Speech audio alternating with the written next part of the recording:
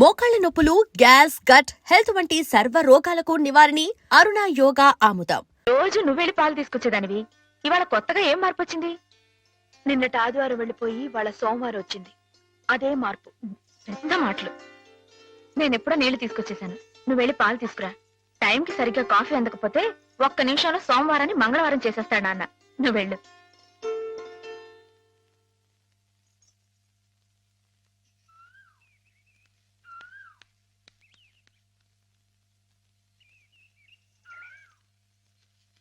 రండి రండి. ఏంటమ్మాయి గారు ఆలస్యం లేచారేంటండి? కళ్ళు కలవల్లా ఉన్నాయి. పాలు పాలు రెడీయేగానండి. రాత్రి స్టేజ్ మీదకి అసలు నిజంగానే ఆదిశక్తి వచ్చేట్టుందండి. చూశారు కదండి రాత్రి మీరు వచ్చిన వంగతో వాళ్ళందరినీ ఎలా ఉతికి పారేశానో. పాలు రాత్రి దెబ్బతో నాకు గట్టి నమ్మకం వచ్చేసిందండి. నాకు ఎప్పుడు ఏ ఆపద వచ్చినా మీరు వచ్చి కాపాడేస్తారని. నువ్వు జాగ్రత్తగా ఉంటే నీకు ఆపదలు ఎందుకు వస్తాయి? అసలు ఎదుటివాడిని చదవగలిగే లౌక్యం నీకు రావాలని రోజు దేవుడికి దండం పెట్టుకుంటున్నాను. నిజమా అమ్మాయి గారు? రోజు నా గురించి మీరు దేవుడికి దండం పెట్టుకుంటారా? పాలు చూడు. బాగుంది నాన్న, బాగుందండి. శుభం. మరి అబ్బాయికి అమ్మాయి నచ్చింది కాబట్టి ఆ ఇచ్చిపుచ్చుకోవడాలు కూడా మరి బాబు, అబ్బాయి గారికి అమ్మాయి గారు పాస్ అయిపోయి సరే అండి, మరి అమ్మాయి గారికి అబ్బాయి గారు పాస్ అవ్వకలేదు ఏంటండి? అయ్య బాబా. వెళ్తాం గారు, మిమ్మల్ని కొంచెం బయటికి రండి. రండి. అమ్మాయి గారు, మీకు పెళ్లి కొడుకు అన్ని విధాలా నచ్చితేనే ఈ పెళ్లి జరుగుతుంది, లేకపోతే జరగదు. చెప్పండి, మీకు అబ్బాయి నచ్చాడా? ఆడపిల్లలు నువ్వు ఇట్ట అడగగానే అట చెప్పేస్తారా? రైటేలేండి, ఇటప్పుడు కొంచెం ఇరకాడంగానే ఉంటుంది. ఓ పని చేయండి, అబ్బాయి మీకు నచ్చితే నవ్వుతూ తలదించుకోండి, నచ్చలేదు అనుకోండి కోపంగా నాకేసి తిరిగి చూడండి. అయ్యి బాబాయ్, అదేంటండి? అటు నవ్వు కాదు, ఇటు కోపం కాదు, అటు బాధగా చూసి అర్థం ఏంటండి? నాన్నని, చెల్లెల్ని, మిమ్మల్ని అందరినీ వదిలి వెళ్ళాలంటే బాధగా ఉంది. రైటేనండి, ఆడపిల్ల అంటే అంతే కదండి. పాపం రేపు హేమ గారు కూడా అంతేలే. వదిలేస్తే లింకులు పెట్టేస్తాడు.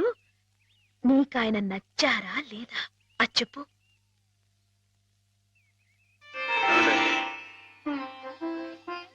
పాస్ అయిపోయినట్టే. మా అమ్మాయి గారికి అబ్బాయి గారు పాస్ అయిపోయారండి. ఇక పెళ్లి ఏర్పాటు చేసేసుకోండి. శుభం. అయితే కట్న కానుకల విషయాలు కూడా మరి ఏమండో, మేమే బంగారం లాంటి ఆడపిల్లలు ఇస్తుంటే ఇంకా ఎదురుడుతారండి బాబు. నువ్వు ఊరుకో. సంతలో పశువుని పెట్టి బేరం ఆడినట్టు నన్ను మధ్యలో పెట్టి బేరం ఆడడం నాకు సుతరాం ఇష్టం లేదు. నేను అలా బయట నుంచి ఉంటాను, మీరు మాట్లాడుకోండి. మావాడు చిన్నప్పటి నుంచి అంతేలేండి. కొన్ని పద్ధతులున్న మనిషి, మధ్యతరగతి వాళ్ళం కదా. తప్పని తెలిసినా కొన్ని బాధ్యతలను నెరవేర్చడానికి కొన్ని పనులు చేయక తప్పదు. మరి ఏమంటారు బావగారు? అవన్నీ ఎందుకండి, ఆ పుచ్చుకునేది ఏదో ఒక ముక్క మా మనసులో వేయండి. ఒక 50,000 అయితే సబబుగా ఉంటుందంటారు. సరే బావగారు, మీ సంబంధం మాకు నచ్చిందండి. త్వరలోనే ముహూర్తాలు పెట్టుకుందాం. వస్తామండి. నమస్కారం. విన్నావటే 50,000 కట్టడం కానీ ఒక క్షణం ఆలోచించకుండా ఒప్పేసుకోండి మీ అన్నయ్య గారు. అంతటితో ఆగుతుందా? లాంఛనాలని అవని ఇవని ఇంకా అమాం బాపతు ఇంకో 10,000 దేగుతుంది. కాస్త డేకితే మాత్రం తప్పే ఉందండి, మంచి సంబంధం అనుకున్న తర్వాత. ఒరే డబ్బు గురించిన ఆలోచన ఎందుకు బాబుగారు? ఈ ఇంటిని అమ్మేస్తాను. జోకులేస్తున్నారా బాబు గారు? లేదయ్యా, నిజంగానే అమ్మేస్తాను. తాతల నాటి ఆస్తి ఈ ఇంటిని అమ్మేస్తారా? అవును బాబుగారు, నాకు కుర్రాడు నచ్చాడు, అతని క్రమశిక్షణ నచ్చింది.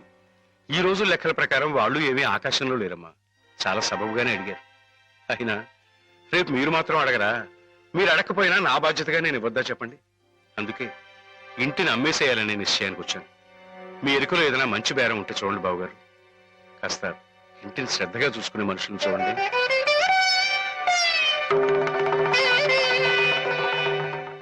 బామ్మగారు. ఎవరు? మాధవ. రా బాబు కూర్చో. మా వెధవా ఇంట్లో లేడు. నేను మీతోనే పనుండి వచ్చానండి. నా కోసమా? ఏమిటి బాబు? నేను మిమ్మల్ని ఒకటి అడుగుతానండి, మీరు కాదనకుండా నాకు మాట ఇవ్వాలి. ఏమిటది? ముందు మాట ఇవ్వండి, తర్వాత చెప్తాను. సరే, మాట ఇస్తున్నాను. ఏమిటో చెప్పు. ఇదిగోండి, ఈ డబ్బు తీసుకోండి. డబ్బా? ఎందుకు? ఇది మీ డబ్బుగా బాబు గారికి మీరు ఇవ్వాలి. నా డబ్బుగా బాబు గారికి ఇవ్వాలా? ఆయ్. ఎందుకని? లలితమ్మ గారికి మంచి పెళ్లి సంబంధం కుదిరిందండి. 50,000 దాకా కట్నం అడిగారు. ఆ డబ్బు కోసం బాబు గారు ఇల్లు అమ్మేస్తున్నారు. ఇల్లు అమ్మేస్తే ఆయన ఏమైపోతారు పాపం? అందుకే కదండి ఈ డబ్బు ఇస్తున్నాను. నాకు ఎప్పటి నుంచోనండి బాబు గారి పుస్తకం వచ్చేయించాలన్న చిన్న ఆలోచన ఉందండి. ఆ. ఆ కోరిక ఉపయోగించుకుని ఈ డబ్బు బజాన కింద ఇచ్చామనుకోండి, ఆ పెళ్లి ఖర్చుకి ఉపయోగపడుతుంది, ఆ ఇల్లు నిలుస్తుందండి. అవును, ఇంత డబ్బు ఎక్కడిది నీకు? అప్పు చేశావా? నాకు ఆవులున్నాయి కదండి, అందులో కొన్ని అమ్మేశానండి. మిగతావేమో బేరం పెట్టాను. ఇలా అన్ని అమ్మేసుకుంటే నువ్వేం తిందామని? మరెవరే మీరంతా లేరేంటండి? మీ ఇంటికి వస్తే ఓ ముద్దు పెట్టరా? నాకు ఈ సాయం చేసి పెడతారు కదండి. మారేడు దళం శివుని పాదాలు తాకాలంటే ఏ చేతులు కాదంటాయి? ఎంత దొడ్డ మనసురా నాయనా నీది. ఏమిటి బామ్మగారు, నా కావ్యాలను మీరు అచ్చువేస్తారా? అది కాదు బాబు గారు, మా వారు బోలుడు హైవేస్ నాకు వదిలి వెళ్ళిపోయారు. అనుభవించడానికి నేను నా మనవడు మిగిలాం. ఆ డబ్బు ఇలాంటి పుణ్యకార్యాలకు ఉపయోగిస్తే నా జన్మ తరిస్తుందనిపించింది. బామ్మగారు ఏంటండి పొద్దునే జన్మలు అయ్యి అంటున్నారు? నాన్నగారు పుస్తకాలన్నీ బామ్మగారు అచ్చు వేయిస్తారట మాధవ. అయ్యో బాబోయ్, ఎంత శుభవార్తనానండి. అండి బాబు గారు, ఇక రామాయణం మహాభారతం పక్కన పేటేసి కూర్చుంటాయి మీ పుస్తకాలు. ఆయ్. కానీ నా పుస్తకాల మీద మీకు రాబడి పెద్దగా ఉండకపోవచ్చు బామ్మగారు. మాకు పైసా రాబడి రాకపోయినా పర్వాలేదు బాబు గారు. ఒక మహాకవి రాసిన అపురూప గ్రంథాలు వెలుగు చూడాలి. మీరేమిటో, మీ కళానికున్న శక్తి ఏమిటో 10 మందికి తెలియాలి. ఏం మాధవ? లక్ష విలువ చేసే మాట అన్నారండి. ఆ మాటతో పాటే బజానాగా ఇంత ఇప్పించేస్తే ఈ విషయం పాస్ అయిపోద్దండి. ఆయ్. మాధవ, బేరాలు ఆడడానికి బజానాలు పుచ్చుకోవడానికి ఇది నువ్వు పశువుల సంతకెళ్ళి చేసే పశువుల బేరం అనుకున్నావుటయ్యా? ఇటువంటివి నచ్చవు నాకు. రైటే బాబు, ఇప్పుడు ఆవులు గేదెల మధ్య గడిపేవాడిని. అంతవరకు ఆలోచించాను. తప్పే. మాధవేం తప్పుగా అనలేదు బాబు గారు. మీకు ఎంతో కొంత ఇవ్వటం మా బాధ్యత, ధర్మం. ప్రస్తుతానికి 50,000 అట్టి పెట్టండి. ఇప్పుడు ఎందుకు బామ్మగారు? రేపు పుస్తకాలన్నీ వచ్చైన తర్వాత ఏకమొత్తంగా ఇద్దరు గాని. ఉంచండి బాబు గారు. పెద్దమ్మాయి గారి పెళ్ళని కూడా అనుకుంటున్నారట కదా, దేనికైనా అక్కడికి వస్తుంది. బామ్మగారు మాట కాదనకండి బాబు, ఉంచండి. మన అవసరం పాస్ అయిపోతుంది. ఇచ్చేయండి.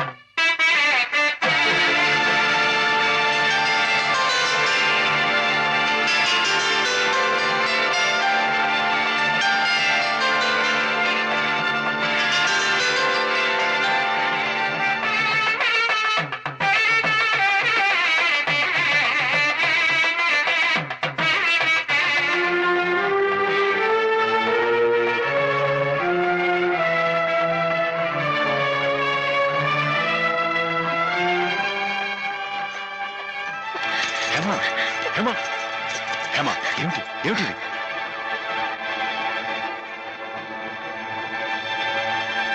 ఏంటండి అమ్మాయి గారు, ఏమైందండి? ఏం లేదు.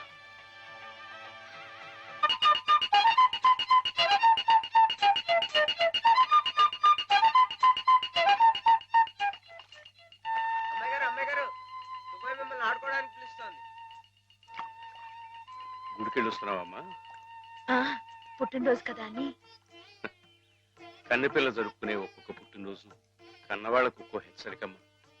కళ్యాణ ఘడి సమీపిస్తుంది సుమా అనే ఓ అందమైన హెచ్చరిక. కూర్చోండి నాన్న. ఎందుకమ్మా? కూర్చోండి. లేమ్మా లే. ఈ పుట్టినింటి మహారాణి, మెట్టినింటి మహారాణి పిల్లపాపలతో సుఖ సంతోషాలతో వర్ధిల్లాలమ్మా. అన్నట్టు మీ అక్కయ్య నీకు ఉత్తరం రాసిందమ్మా. ఏం రాసింది నాన్న? నీకు పుట్టినరోజు శుభాకాంక్షలు పంపింది. నువ్వు కూడా దానికి వెంటనే శుభాకాంక్షలు అందజేయాలి సుమా. దేనికి? మీ అక్కయ్య నన్ను తాతం చేయబోతోందమ్మా. నిజంగా మా నాన్న తాత అయిపోతున్నాడు. బామ్మగారు వచ్చారేమో, ఒకసారి వాళ్ళ ఇంటికి వెళ్ళి చూసొస్తానమ్మా. ఏయ్, పోరా, జరిగితే చూడకూడదు. ఇదిగో ఉత్తరం ఉత్తరం. ఇటు ఇవ్వు. పో. అమ్మాయి గారు, అమ్మాయి గారు, అమ్మాయి గారు, అమ్మాయి గారు, ఈవేళ పిఠాపురంలో ఆవులు పోటీ కదండి, నేను గంగం తీసుకుని బయలుదేరుతున్నానండి. మా చంటిగాడు నేను లేను కదా అని తలా ఇస్తారేమో, మీరు కాస్త దగ్గర నుంచి చూసుకోండి. ఇప్పుడే బయలుదేరుతున్నావా? మరి సాయంకాలం కదండి పోటీ. పోనీ మధ్యాహ్నం వెళ్ళకూడదా? మధ్యాహ్నం బయలుదేరితే టైం ఏమి మిగులుద్దండి. ఆవు కాస్త అలుపు తీర్చుకోవాలన్నా, ఈ సర్దుకోవాలన్నా ఇప్పుడు వెళ్ళడం రైట్ అండి. సరే, నీ ఇష్టం. ఉంటానండి. అదేమిటి? ఇంతకీ కావాల్సిన ఆవిడ మర్చిపోయానండి. ఈ ఏడాది కూడా బహుమతి నాకే పాస్ అయిపోవాలని కోరుకున్నారు కదండి. నువ్వు అడిగితే కదా. అయ్య బాబు, అడగాలండి. కోరుకోండి బాబు. సరే, నీదే. చాలండి.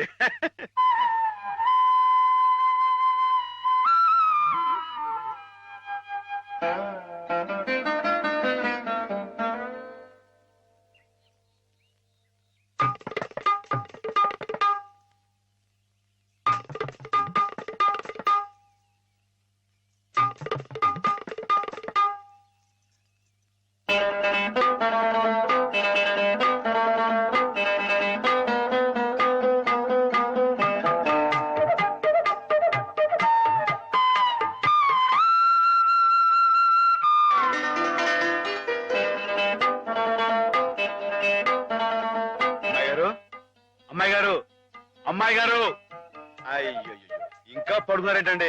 ఈవేళ మీ పుట్టినరోజు. లేవండి. అబ్బా, లేవండి. రండి, కూర్చోండి. ఇదిగోండి, ఈ ఎన్నపూస ఒంటికి రాసుకుని, ఈ మేగడతో మొహం రుద్దుకుని, ఈ పాలతో తలారా స్నానం చేయండి. పాలతో స్నానం చేయడానికి నేనేం దేవతనా? కాకపోవడం ఏంటండి, అంతకన్నా ఎక్కువేనండి. రానంటే చంపేస్తామని వచ్చాను కానీ లేకపోతే వాళ్ళు వచ్చేవాడు కదా బాబు. ఏం పాపం? అంతర్వేది వెళ్లాల్సింది. ఎందుకో? మా ఆవిడ సముద్ర స్నానం చేద్దాం రమ్మంది. ఏమిటి విశేషం? ఇవాళ కార్తీక పౌర్ణమయ్యా బాబు. అందుకే కాబోలు అమ్మాయి గారు మధ్యాహ్నం వెళ్ళకూడదా అన్నారు. బండి వెనక్కి తిప్పు. దేనికి? ఈ ఏళ అమ్మాయి గారు పుట్టినరోజే బాబు.